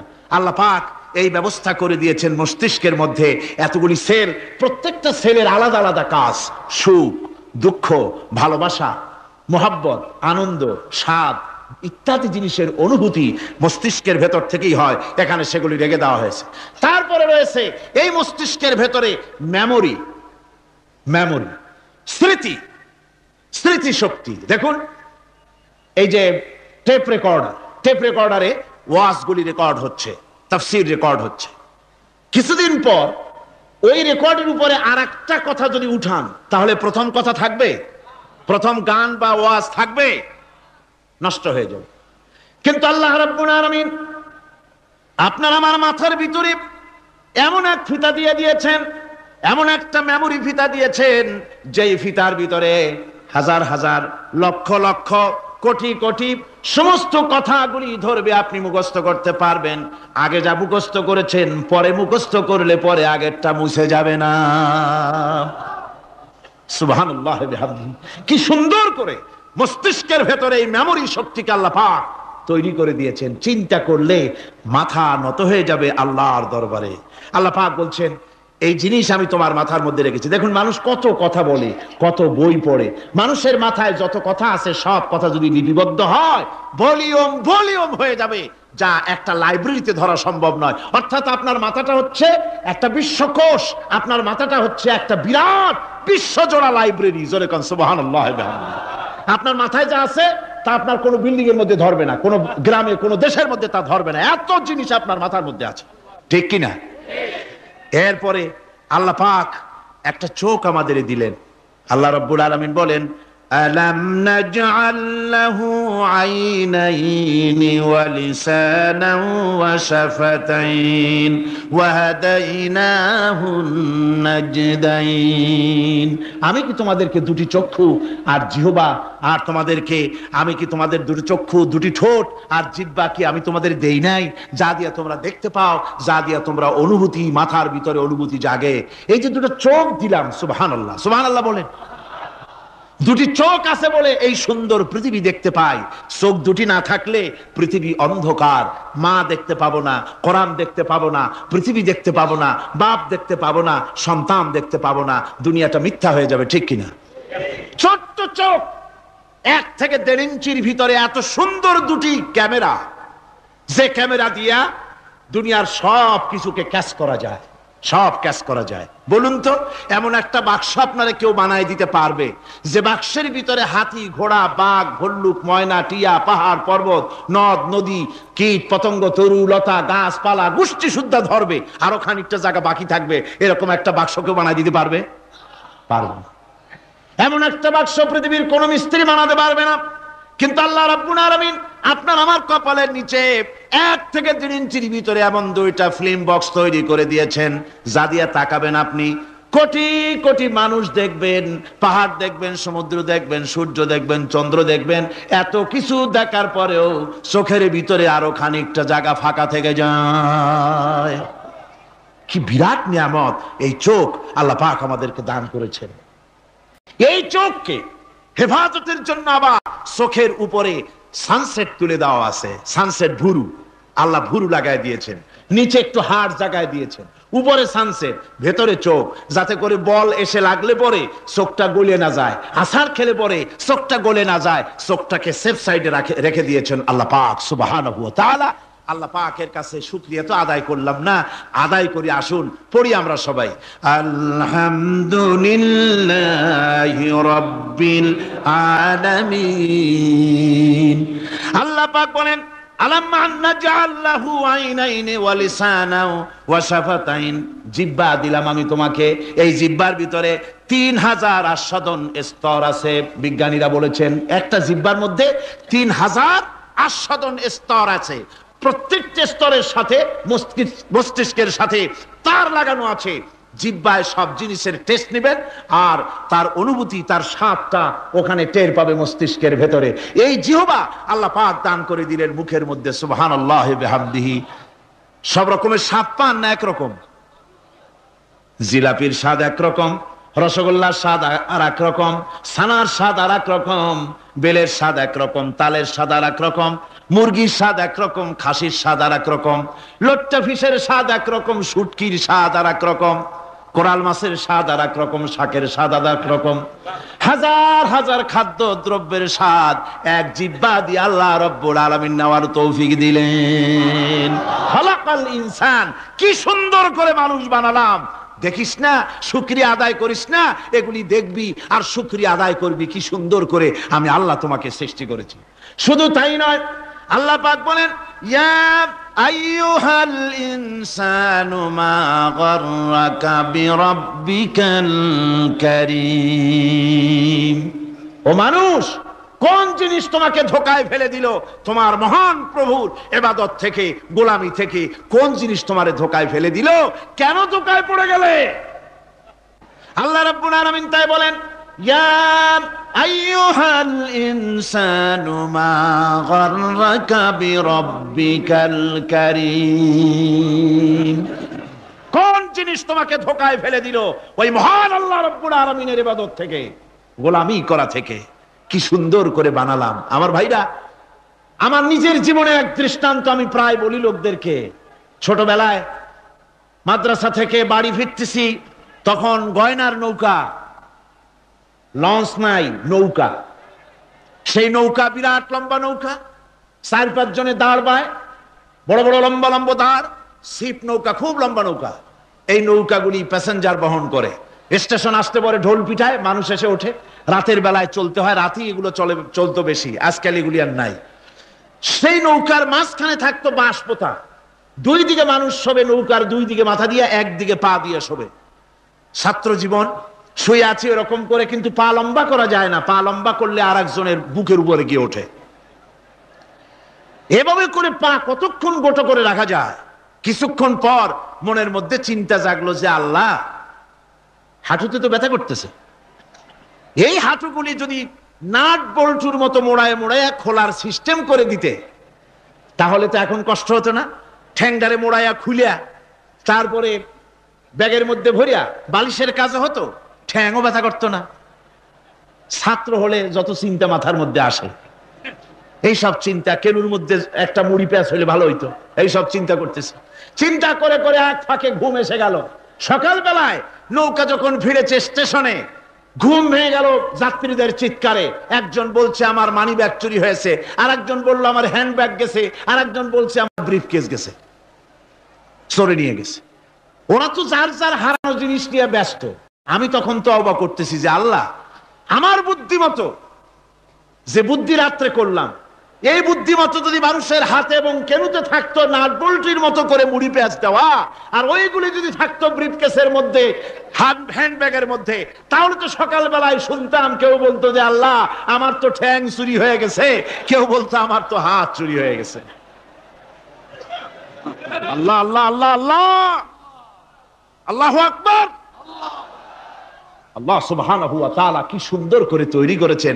এত হাল তারা মিন ফুতুর, আমার সৃষ্টি নৈপুণ্যতার ভেতরে কোনো ভুল দেখতে পাও? কোনো ভুল পাবে না। আমার সৃষ্টি নৈপুণ্যতার ভেতরে কোনো ভুল নাই। সুবহানাল্লাহি বিহামদিহি, সুবহানাল্লাহি বিহামদিহি। এত সুন্দর করে আল্লাহ সুবহানাহু ওয়া তাআলা মানুষ সৃষ্টি করলেন। খালাকাল ইনসান আল্লামাহুল বায়ান। তিনি মানুষকে কথা বলা শিখিয়েছেন, তিনি মানুষকে সৃষ্টি করেছেন এত সুন্দর করে, চামড়া দিয়ে, সুন্দর করে চোখ দিয়ে, চুল দিয়ে, মুখ দিয়ে, কি সুন্দর করে বানিয়েছেন। সুবহানাল্লাহ। দেখুন, পায়ের তালুর চামড়া একরকম, তলার চামড়া আর এক রকম, বুকের চামড়া একরকম, পিঠের চামড়া আর এক রকম, ঠিক কিনা কর? পায়ের উপরের যে চামড়া, ওই চামড়াটা যদি পায়ের তলায় হতো, 2 দিনও হাঁটা যেত না, প্রতি সপ্তাহে 3 বার করে হাফসুল করা লাগতো। কোন ঠিক কিনা? আল্লাহ সুবহানাহু ওয়া তাআলা যেখানে যেটা দরকার তাই দিয়েছেন। আর ওরা বলে কি, কয় যে আল্লাহ নাই, দেয়ার ইজ নো গড। ছাগল কোথাকার। গ্যাগারিন বলেছেন, ইউরি গ্যাগারিন প্রথম মহাশূন্যচারী, মহাশূন্য পরিভ্রমণ করে এসে বললেন যে মহাশূন্যের লক্ষ লক্ষ মাইল পরিভ্রমণ করে এলাম। মহাশূন্যে হিন্দুরা যাকে ভগবান বলে, খ্রিস্টান যাকে গড বলে, মুসলমানেরা যারা আল্লাহ বলে এই লক্ষ লক্ষ মাইলের কোন জায়গায় অস্তিত্ব দেখলাম না। কিসের আল্লাহ, কিসের গড? নাউযুবিল্লাহি মিন যালিক। কত বড় ছাগল! তুমি দেখো আল্লাহ রে, তুমি তো নিজের শরীরই নিজে দেখো না। আমরা কি আমাদের নিজের শরীরটা দেখি? আয়নার সাহায্য ছাড়া হাতটা কেমন, হিপটা কেমন, ব্যাকটা কেমন, পেছনের উরুটা দেখতে কেমন, আজ পর্যন্ত আয়নার সাহায্য ছাড়া দেখতে পারি নাই। নিজের শরীরটাই দেখতে পারি নাই, আর এই শরীরের স্রষ্টাকে দেখতে চাই। সাহস তো কম না পাগলের। আল্লাহ সুবহানাহু ওয়া তাআলা তিনি মানুষকে সৃষ্টি করেছেন, কত সুন্দর করে তিনি বানিয়েছেন। একবার লক্ষ্য করে দেখো, শুকরিয়া আসবে আল্লাহর দরবারে, মাথা নত হয়ে আসবে। কি সুন্দর করে আল্লাহ পাক বানিয়েছেন। মানুষের শরীরে কিডনি লাগবে দুটি, কিডনি লাগবে একটা। কিডনি কি? কিডনি হচ্ছে আপনার পেশাবকে ছেঁকে বের করে দেয়, একটা দারুণ জিনিস আপনার শরীরের জন্য। কিডনি যদি ইনঅ্যাক্টিভ হয়ে যায়, হাত পায়ে পানি এসে হাত পা ফুলে আপনি মৃত্যুর দিকে এগোতে থাকবেন। এই কিডনি, এই ছাকনি মাত্র একটা হলে চলে, কিন্তু আল্লাহ পাক ছাকনি এই কিডনি দিয়েছেন দুটো। কটা দিলেন? দুটো। একটা যদি কখনো ডিসঅর্ডার হয়ে যায়, আর একটা দিয়ে যেন আমার বান্দা কাজ চালায় নিতে পারে। সুবহানাল্লাহ বিহামদিহি, সুবহানাল্লাহ। চোখ তো একটা হলেও হয়, কিন্তু আল্লাহ চোখ দিলেন দুটো। কটা দিয়েছেন? দুটো চোখ দিয়েছেন, দুটো কান দিয়েছেন।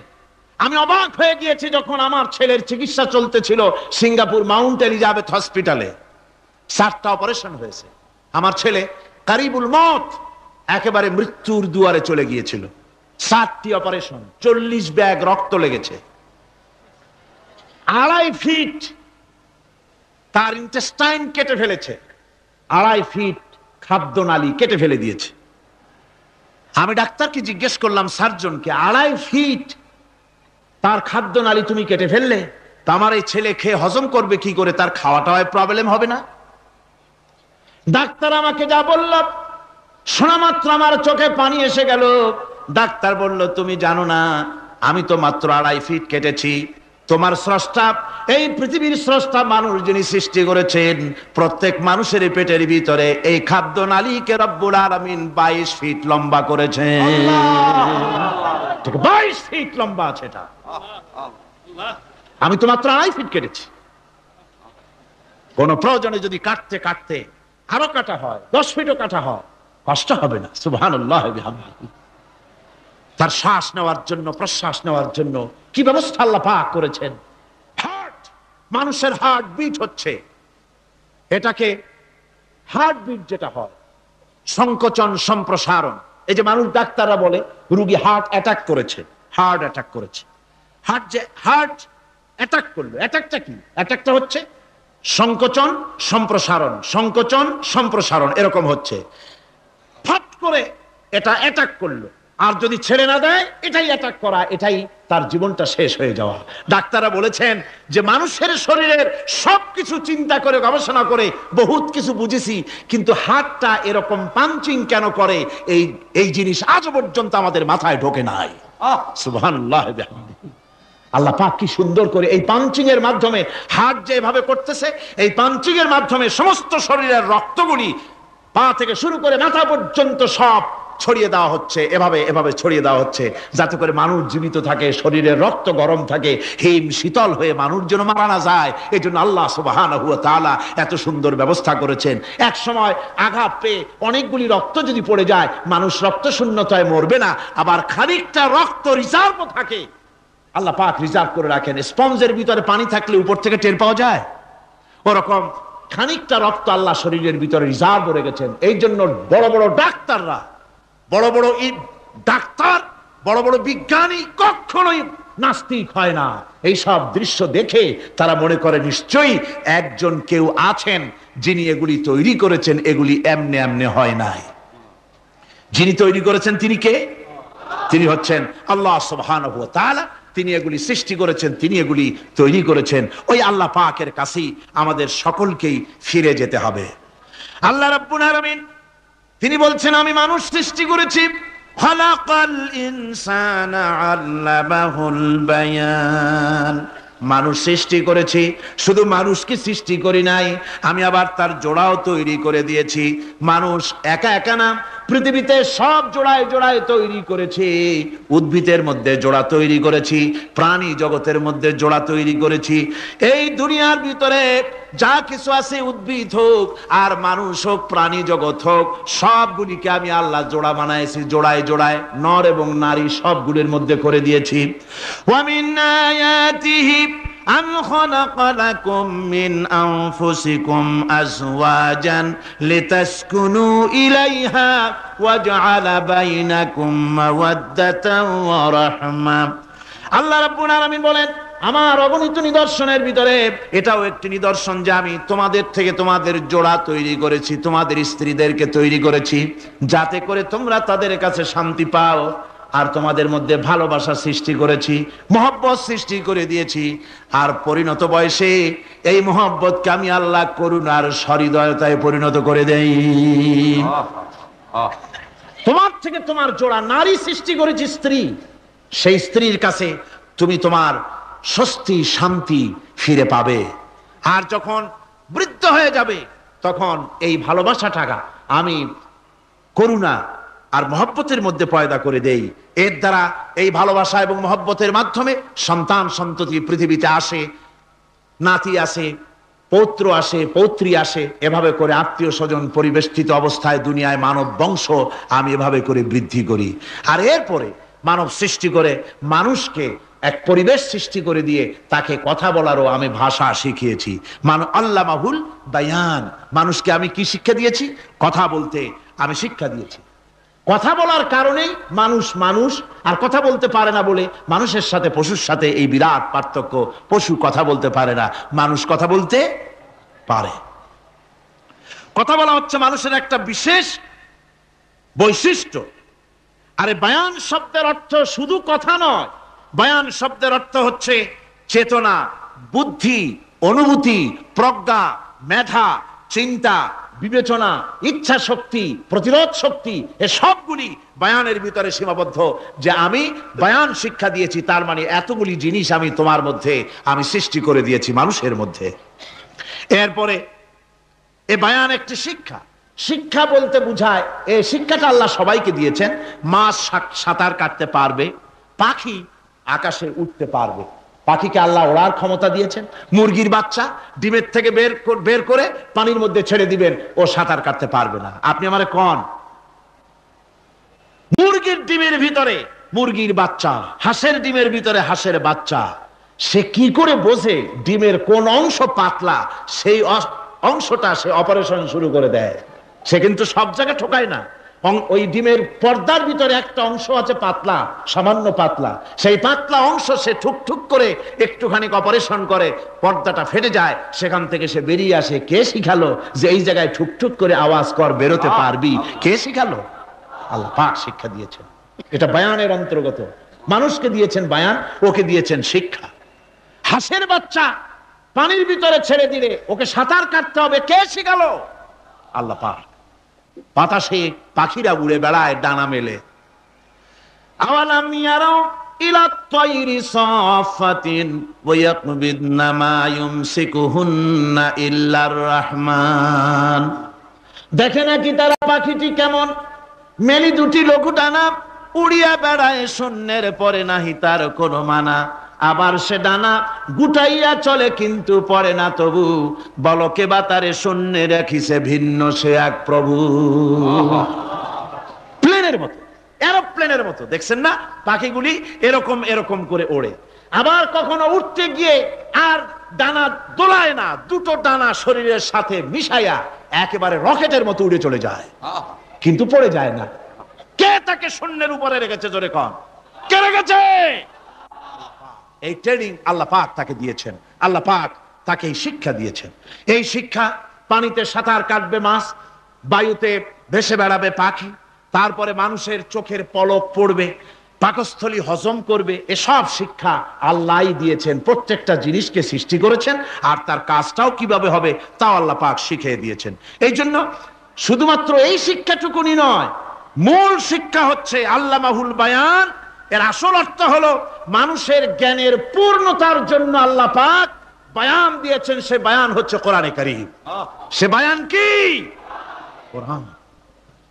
এই কোরআন হচ্ছে মানুষের জ্ঞানের পূর্ণতা। কোরআন দিয়েই মানুষের জ্ঞান পরিপূর্ণ হয়। ওমা উতীতুম মিনাল ইলমি ইল্লা কালিলা, তোমাদেরকে খুব সামান্যতম জ্ঞান দেওয়া হয়েছে। আসল জ্ঞানের মালিক কে? আল্লাহ সুবহানাহু ওয়া তাআলা। আল্লাহ রাব্বুল আলামিন বলেন, আশ-শামসু ওয়াল কমারু বিহুসবানি ওয়ান নাজমু ওয়াশ-শাজারু ইয়াসজুদান। সূর্য এবং চন্দ্র একটা বিরাট একটা হিসাবের অনুসরণে বাধ্য। সূর্য আর চন্দ্র একটা হিসাবের অনুসরণে বাধ্য। এর ব্যতিক্রম হওয়ার কোনো উপায় নাই। সূর্য এবং চন্দ্র তার আপন আপন কক্ষপথে ঘুরবে। ইচ্ছে মাফিক সূর্য চন্দ্র ঘুরতে পারবে না। 12টার সময় সূর্য এসে বলতে পারবে না, বেটা রাত ছড়, আমি এখন উদিত হব। পারবে? পারবে না। দিনের দুপুরের সময় রাত এসে মাথা চাড়া দিয়ে জাগাতে পারবে না, দিন সরে যা, আমি এখন সবটাকে রাত বানায় দেব। পারবে না। চন্দ্র এবং সূর্য একটা নির্ধারিত একটা হিসাবের অনুসরণে তারা রয়েছে। আর এই হিসাবের নিয়ম, কঠোর হিসাবের নিয়মতান্ত্রিকতার ভেতরে থাকার কারণেই মানুষের জন্য চন্দ্র, মাস, বছর ইত্যাদি গণনা মানুষের জন্য আল্লাহ সহজ করে দিয়েছেন। আল্লাহ পাকের নবীর কাছে জিজ্ঞাসা করা হচ্ছে, ওয়ায়াসআলুনাকা আনিল আহিল্লাম। ও নবী, আপনাকে প্রশ্ন করা হয় চাঁদ সম্পর্কে। কাফেররা প্রশ্ন করেছে, চাঁদের ক্রমবর্ধমান ক্রমহ্রাস কেন? চাঁদ বাড়ে কেন, কমে কেন? আপনারে জিজ্ঞাসা করা হয়, আপনি জবাবে বলুন, কুল হিয়া মাওয়াকিতু লিন্নাস। বলুন, এ চাঁদ হচ্ছে মাস, দিন, বছর গণনা করার জন্য, গোটা পৃথিবীবাসীর জন্য আমি একটা স্থায়ী ক্যালেন্ডার আকাশে ঝুলায় রাখছি। জোরে কোন সুবহানাল্লাহ। বিনা পয়সার ক্যালেন্ডার কে ঝুলায় রাখছেন? আল্লাহ সুবহানাহু ওয়া তাআলা। তিনি ঝুলিয়ে রেখেছেন এই ক্যালেন্ডারকে। আর এই চন্দ্র সূর্য নিজের ইচ্ছা মাফিক চলতে পারে না। আল্লাহ পাক কোরআনে কারিমে বলেছেন, আফা গায়রা দীনিল্লাহি ইয়াবগুন ওয়া লাহু আসলামা মান ফিস সামাওয়াতি ওয়াল আরদি তাওআন ওয়া কারহা।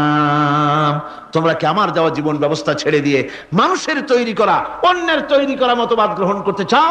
ওয়ালাহু আসলামা মান ফিস সামাওয়াতি ওয়াল আরদ। অথচ আকাশে যা কিছু আছে, জমিনে যা কিছু আছে, সব আমার কি করছে? আমার হুকুম মেনে, আমার আনুগত্য করে তারা চলছে। আনুগত্যের সামনে মস্তক অবনত করে দিয়েছে। তাই তো আমরা দেখতে পাই তাল গাছে কোনোদিন বেল হয় না। হয়?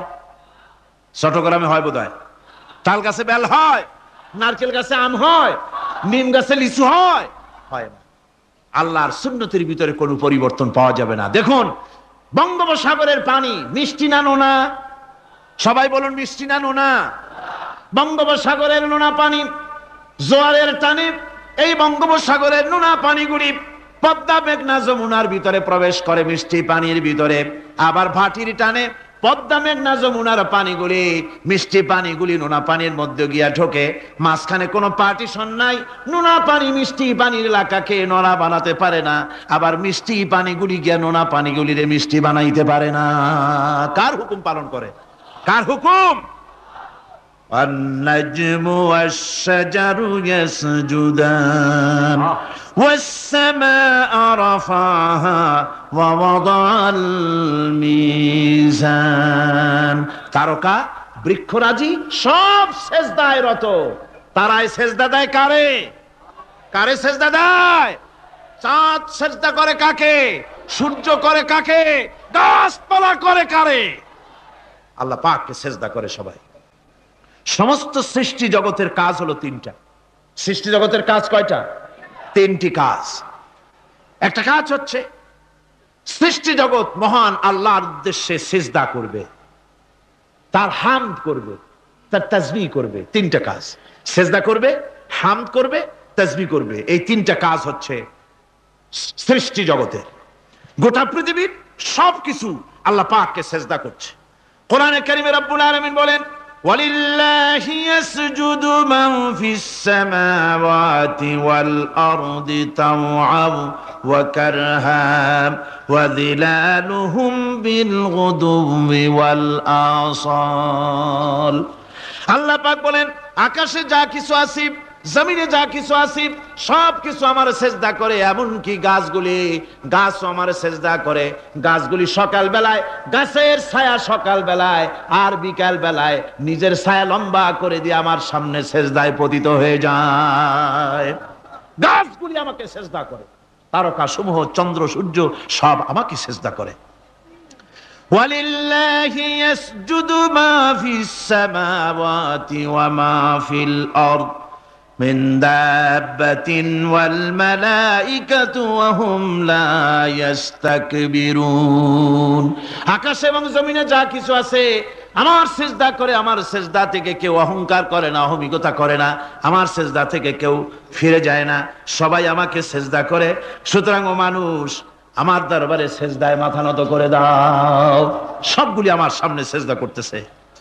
আলাম তারা আন্নাল্লাহা ইয়াসজুদু লাহু মান ফিস সামাওয়াতি ওয়া মান ফিল আরদ ওয়াশ-শামসু ওয়াল কামারু ওয়ান নুজুমু ওয়াল জিবালু ওয়াশ-শাজারু ওয়াদ-দাওয়াবু ওয়া কাসীরুম মিনান নাস। আল্লাহ পাক বলছেন, আকাশ এবং জমিনে যা আছে সব আমাকে সেজদা করছে। চাঁদে, সূর্যতে, গাছপালায়, পাহাড় পর্বতে, সবকিছু, সমস্ত প্রাণী জগৎ পর্যন্ত, চতুষ্পদ জন্তুগুলি পর্যন্ত আমি আল্লাহকে সেজদা করে। সুবহানাল্লাহ। আমার বন্ধুগণ, এরপরে সর্বশেষ আমি শেষ করে এনেছি আর মাত্র দুটি আয়াত আপনাদের সামনে বলে আমরা যাব আকর্ষণীয় মুনাজাতের দিকে ইনশাআল্লাহ। সবাই বলেন ইনশাআল্লাহ। আল্লাহ রাব্বুল আলামিন এবার বলেন, والأرض وضعها للأنام فيها فاكهة والنخل ذات الأكمام। আল্লাহ পাক বলছেন, পৃথিবীকে তিনি সমস্ত সৃষ্টির জন্য এই পৃথিবী বানিয়েছেন। আনাম, আনাম শব্দের অর্থ হচ্ছে জীব, জানদার। যত জানদার আছে সমস্ত জানদারদের জন্য আল্লাহ পাক এই পৃথিবীকে বানিয়েছেন। অর্থাৎ যাদের প্রাণ আছে, প্রাণী সময়ের জন্য আল্লাহ যা সৃষ্টি করেছেন সেটা হলো এই পৃথিবী। এই পৃথিবী ছাড়া অন্য কোথাও কোন প্রাণী বসবাসের উপযোগী করে আল্লাহ তৈরি করেন নাই। এই পৃথিবীটা কি আল্লাহ পাক প্রাণীদেরকে বসবাসের উপযোগী করে তৈরি করেছেন। তারপরে বলছেন, পৃথিবী তো তৈরি করলাম, এরপরে আমি তাদের সমস্ত খাবার দাবারের ব্যবস্থাও করেছি। খেজুরগুলিকে আমি প্যাকেট করে তোমাদের সামনে দিয়েছি, আচ্ছাদন দিয়ে দিয়েছি। খেজুরের কথা এখানে বলা হয়েছে, শুধু খেজুর নয়, খেজুর, আঙ্গুর, বেদানা, আপেল, যত খাবার আমাদের সামনে আল্লাহ দিয়েছেন সমস্ত খাবারগুলি প্যাকেট করা। জোরে বলেন, কি করা? প্যাকেট করা। কি মহব্বত করে আল্লাহ দিয়েছেন। কলা বলেন, তাল বলেন, বেল বলেন, সব খাবারগুলিকে আল্লাহ পাক প্যাকেট করে মানুষের সামনে হাজির করেছেন। কারণ ওয়ালাকাদ কাররামনা বানি আদমা, যেহেতু আদম সন্তানকে আমি সম্মানিত করেছি, তাই আদম সন্তানের সামনে, ভদ্র সম্মানিত মেহমানের সামনে যত খাবার দিলাম সব খাবারগুলিকে আমি গুছিয়ে সুন্দর করে সাজিয়ে আমি কভার করে তোমার সামনে পেশ করেছি। ওয়াল হাব্বুজুল আসফি ওয়ার রাইহান, এরপরে দানা দিয়েছি, ভুসি দিয়েছি। দানা হচ্ছে মানুষের খাবার, ভুসি হচ্ছে পশুর খাবার। এই মানুষের খাবার, পশুর খাবার সবকিছু আমি পরিবেশন করেছি। এরপর আল্লাহ বলছেন, ফাবিআইয়ি আলা'i রাব্বিকুমা তুকাযযিবান। পড়েন, ফাবিআইয়ি আলা'i রাব্বিকুমা তুকাযযিবান। আল্লাহ পাক বলছেন, কোন নিয়ামতকে, তোমার প্রভুর কোন নিয়ামতকে অস্বীকার করতে পারো? আল্লাহর কোন নিয়ামতকে অস্বীকার করতে পারবে না। এভাবে হাজারো নিয়ামত দিয়ে আমি তোমাদেরকে সমৃদ্ধ করেছি। সূরা আর রহমান একেবারে শেষ পর্যন্ত আল্লাহর এই সমস্ত নিয়ামত দিয়ে ভরা, নিয়ামতের কথা দিয়ে, রহমতের কথা দিয়ে ভরা। জোরে কোন সুবহানাল্লাহি বিহামদিহি। এই কোরআন, যে কোরআন আল্লাহ আমাদের শিক্ষা দিলেন, এই কোরআন অনুযায়ী দয়া করে যে কোরআন দিলেন, যাতে অর্থনীতি আছে, সমাজনীতি আছে, রাজনীতি আছে, যাতে মানুষের পারিবারিক জীবন আছে, সবকিছু যে কোরআনে আছে, এই কোরআন দিয়ে রাসূলুল্লাহ একটা সমাজ তৈরি করেছিলেন যেখানে চুরি ছিল না, ডাকাতি ছিল না, জেনা ব্যভিচার ছিল না। ওরকম একটি সমাজ বাংলাদেশে প্রতিষ্ঠিত হোক, এটা কি আপনারা চান? কারা কারা চান? দেখতে চাই।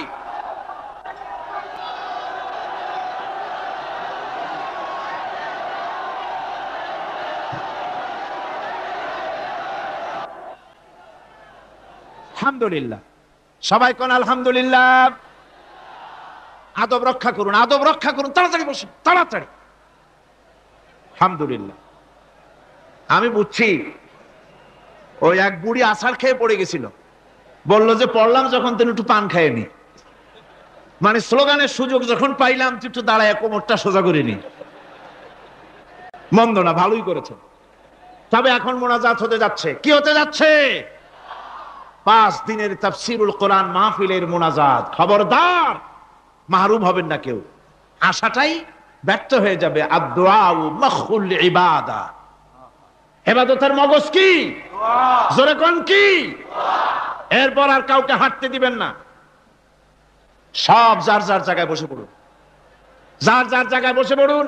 মুনাজাতে শরীক হওয়ার জন্য প্রস্তুতি গ্রহণ করুন। আল্লাহ সুবহানাহু ওয়া তাআলা তিনি আমাদের জন্য কোরআন দান করেছেন।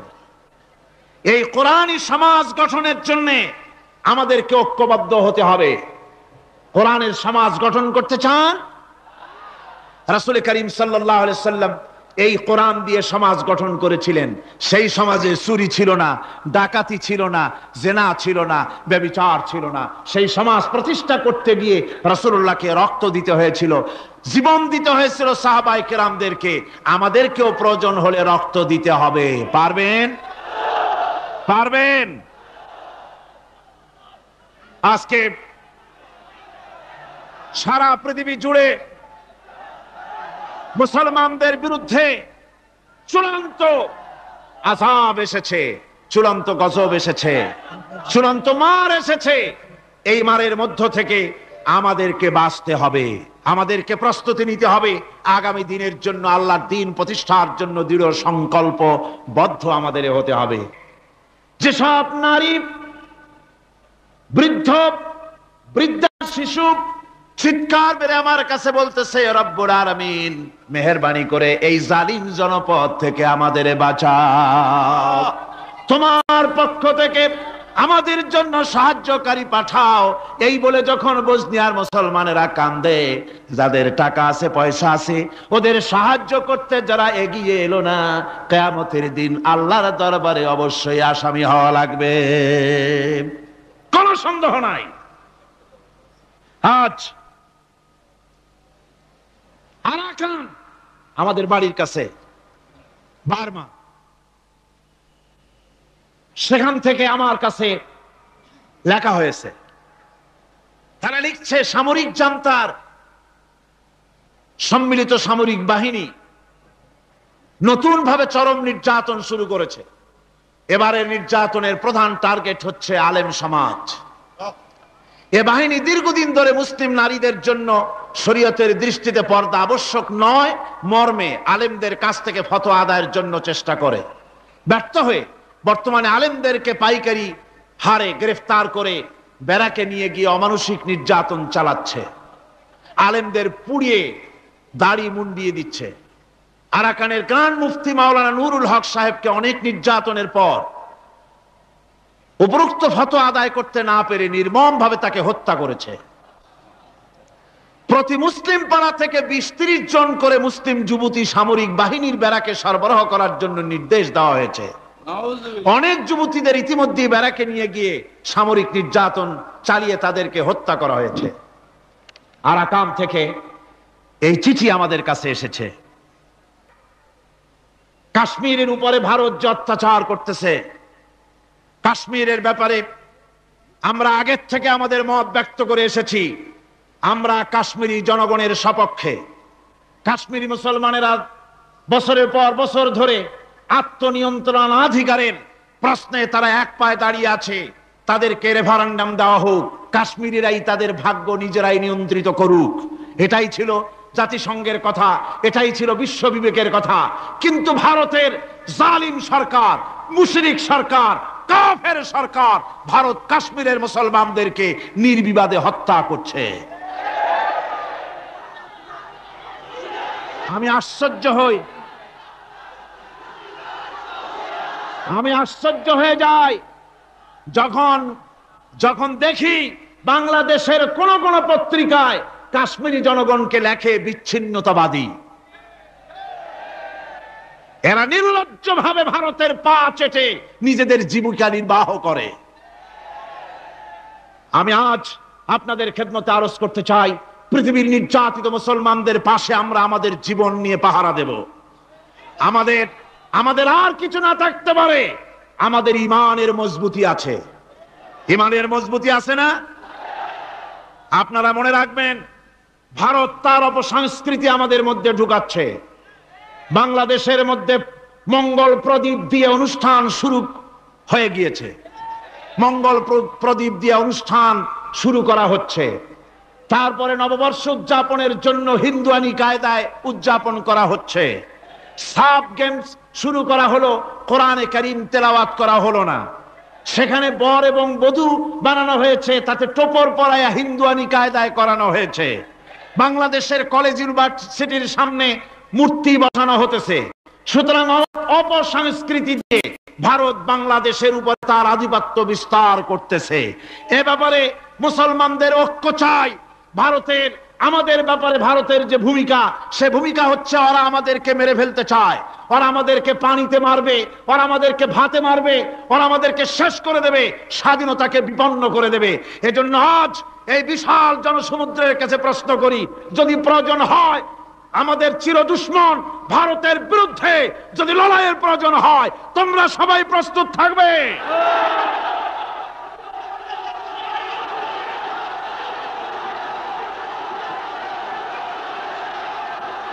আরেকটি কাজ হচ্ছে ঐক্যবদ্ধ হওয়া।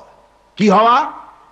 ঐক্যবদ্ধ হতে হবে আমাদেরকে। ওলামা, মাশায়েখ, পীর বুজুর্গ যারা আছে সকলকে ঐক্যবদ্ধ হতে হবে। কাদা ছড়াছড়ি বন্ধ করে দিতে হবে। কাদা ছড়াছড়ি করে কোনো লাভ নাই। কাদা ছড়াছড়ি বন্ধ করতে হবে। ঐক্যবদ্ধ হয়ে আলেম, ওলামা, বুজুর্গ সব যদি আমরা এক হয়ে যাই, আমরা দিন প্রতিষ্ঠা করতে পারবো। বাংলাদেশে ওই যে আপনি দেখেন কিছু লোক চিল্লায়, মনে করেন ওদের পত্রিকা আছে অনেক, দেওয়ালের লেখা আর পত্রিকার লেখা দেখে মনে করবেন না যে ওরা অনেক। পুকুরের মধ্যে বিরাট পুকুর, খুব লাফায় পানি, মনে করেছে যে অনেক মাছ বুঝি, পরে জাল ফেলে দেখে যে শুধুমাত্র 3টে পুঁটি মাছ। সারা শহরে ওদের পত্রিকা বেশি, দেওয়ালে তারা লেখে বেশি, তাই বলে মনে করবেন না যে ভারতপন্থী আর রুশপন্থীতে দেশ ভরে গেছে। না, তাওহীদি জনতার উত্তাল ঢেউ চলছে সারা বাংলাদেশে। আলহামদুলিল্লাহ, আল্লাহ রাব্বুল আলামিন আমাদের এসব কথা মেনে চলার তৌফিক দিন। জোরে বলেন আমিন। আর এসব কাজ করার জন্য আমি যুবকদেরকে ডাকবো। ইসলাম প্রতিষ্ঠার জন্য যুবকরা হলো সবচাইতে বেশি জরুরি। যুবক সবচাইতে বেশি জরুরি কি? জোরে কোন কি? তাকায় দেখেন তো, মাহফিলে মাথা উঁচু করে না, আপনি যেখানে বসে আছেন আপনার ডান দিকে তাকান, বাম দিকে তাকান, কাদেরে দেখেন? কোন? সারা মাহফিলে কাদেরে দেখেন? ও যুবকেরা, কিয়ামতে তোমরাই যাবা বেশি বেহেশতে, তোমরাই যাবে। সুবহানাল্লাহ। বেহেশতে কারা যাবে? যুবকরা যাবে, তোমরা বেহেশতে যাবে। আমি আমার কলেজের ছাত্র, ইউনিভার্সিটির ছাত্র, সমস্ত ছাত্র যুবকদেরকে বলতে চাই, যুবকেরা শুনে নাও, তোমাদের নেতারা ঢাকা থেকে যখন তোমাদের কাছে আসে, যে পার্টি তুমি করো না কেন, তোমাকে টাকা দেয়, অস্ত্র দেয়, নারী দেয়, মদ দেয়, পরের মিটিং ভাঙতে বলে, মিছিল ভাঙতে বলে। তুমি আমাকে বলো, নিজের কাছে নিজে প্রশ্ন করো, তোমার নেতা কি কোনোদিন তোমাকে বলেছে বাবা আল্লাহর দরবারে উঠতে হবে, কিয়ামতে জবাব দিতে হবে, খবরদার 5 ওয়াক্ত নামাজ ঠিক মতো পড়ো, সকালবেলায় কোরআন শরীফ পড়ো, মা বাবার খিদমত করো, আর সত্য কথা বলো, মারামারি কোনোদিন করো না, এমন কথা কোন নেতা তোমাকে কোনোদিন বলেছে নাকি? বলে নাই। তোমার নেতারা তোমাকে লাঠির মতো ব্যবহার করে। আমাদের কথা দেওয়ালে লেখো, আমাদের জন্য এই করো সেই করো, এই সব করে বেড়ায়। আমি যুবকদের বলি, খবরদার আমার যুবক ভাইরা, ফিরে আসো ইসলামের দিকে। তোমাদের রক্তের উপর ইসলাম প্রতিষ্ঠিত হয়েছে, আবার ভবিষ্যতেও তোমাদের রক্ত দিয়েই, তোমাদের শক্তি দিয়েই দিন প্রতিষ্ঠিত হবে। শাহাদাতের মৌতের চাইতে আরামের মৌত আর পৃথিবীতে মোটেও নাই। সুবহানাল্লাহি ওয়া বিহামদিহি। আজকে আপনাদের সামনে 12 জন ছেলে ইসলাম গ্রহণ করবে। আজকে আপনাদের জন্য